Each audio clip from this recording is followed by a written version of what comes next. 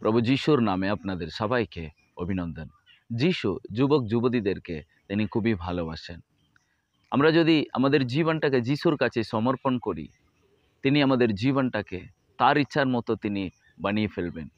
এবং আমরা জানি না আমাদের লাইফটাকে কেমন করে গড়ে তুলতে হবে ঈশ্বরের ইচ্ছার মতো, কিন্তু আমরা ঈশ্বরের বাক্যকে যদি পড়ি, সে বাক্য আমাদের লাইফটাকে সাজিয়ে দেয়। একটা পাস্টার তিনি একটা নাপিতের কাছে গেলেন চুল কাটতে। তো তখন নাপিত তাকে জিজ্ঞাসা করেন, আপনি কি করেন চুল কাটতে কাটতে? উনি বলেন, আমি একজন ঈশ্বরের সেবক, যিশুকে ভালোবাসি, যিশুর প্রচার করি। তখন নাপিত বললেন, আমি ঈশ্বরকে বিশ্বাস করি না, ঈশ্বর বলে কেউ আছে, আমি নিজেকে বিশ্বাস করি। তো তখন ঈশ্বরের দাস বললেন, ঠিকই, আমিও নাপিত বলে কেউ আছে বলে বিশ্বাস করি না। তখন উনি বলছেন, কি বলছেন আপনি? এই যে আমি আছি, আমি তো নাপিত, আমি চুল কাটার আমি পারি।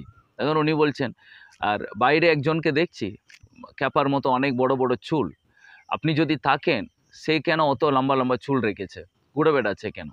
তখন উনি বলছেন, হ্যাঁ আমিও দেখেছি, আমি ওকে হিরো বানিয়ে দিতে পারি। ও যদি একবার আমার কাছে আসে, এত সুন্দর চুলটাকে আমি কেটে দিতে পারি, ওকে দেখতে হিরো হবে। আর ও কিন্তু আমার কাছে আসে না। ঠিক ঈশ্বরের দাস বললেন, সো ঠিকই তেমনি ঈশ্বর আছেন, কিন্তু ঈশ্বরের কাছে যদি আমরা যাই, তাকে আমরা ফিল করতে পারি, তাকে যদি আমরা ডাকি, তাহলে তিনি আমাদের লাইফটাকে সুন্দর করে সাজিয়ে দিতে পারেন। আমাদের লাইফে অনেক কম থাকে, আমরা নিজের মতো আমাদের লাইফটাকে আমরা ঠিক করে রাখতে পারি না। কিন্তু যিশুর কাছে যদি আমরা যাই, যিশুর কাছে যদি বলি, আমার বিশ্বাস নাই, আমার সন্দেহ রয়েছে, আমার লাইফে অনেক কষ্ট রয়েছে, আমি লাইফটাকে সুন্দর করে করতে পারি না, যিশু পারেন সব কিছু করতে। আর যিশু একটা দৃষ্টান্ত বলেছিলেন, একটা যিশু একটা ডুমুর গাছটাকে অভিশাপ দেন। যিশু যখনই অভিশাপটা দেন, তার পরের দিন এসে দেখা গেল ডুমুর গাছটা শুকিয়ে গেছে। যিশুর শিষ্যরা তাকে জিজ্ঞাসা করলো, প্রভু এটা কি করে সম্ভব?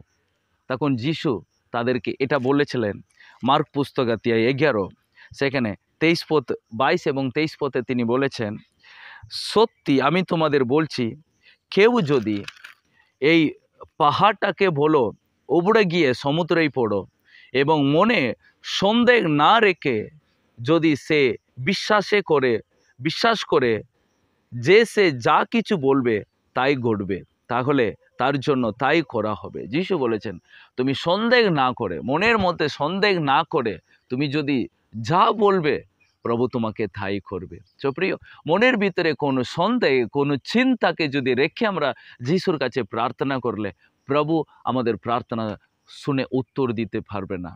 এখানে যিশু বলছেন, তোমার লাইফে যত বড়ই সমস্যা সেটাকে তুমি সরাতে পারছে না, কত বড়ই পাপ সেটাকে তুমি সরাতে পারছো না, কত বড়ই কষ্ট, হার্টিং, সেগুলোকে তুমি সরাতে পারছো না, তুমি একাই কাঁদছো, একাই চিন্তা করছো, একাই বসে থাকছো, কিন্তু তুমি যিশুর কাছে গিয়ে বলো, সন্দেহ করবে না, তুমি বলো যিশুর কাছে, যিশু তোমার প্রার্থনা শুনবে।